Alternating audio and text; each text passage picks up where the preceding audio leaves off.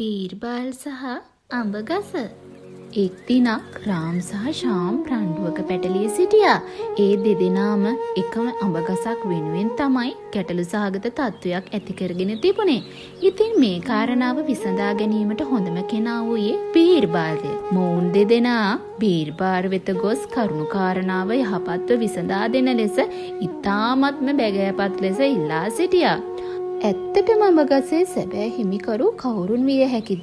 මෙය විසඳාගත නොහැකි තත්වයක තිබුණු නිසා බීර්බල් තනියම කල්පනා කළා. බීර්බල් මෙසේ පැවසුවා. කාරණාව විසඳාගත හැක්කේ එකම මාර්ගයක් ඔස්සේ පමණි.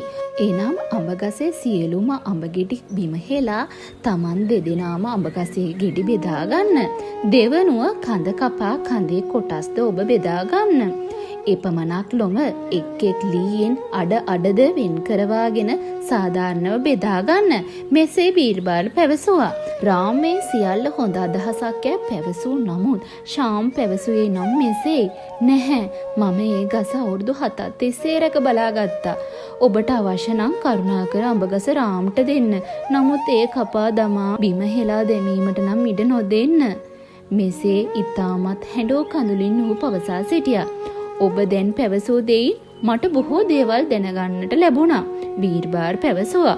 අඹගසේ සැබෑ හිමිකරු වූයේ ශාම් බහුව ඔහු ඉතාමත් ආදරෙන් කරුණාවෙන් දෙදෙනාටම පැහැදිලි කළා.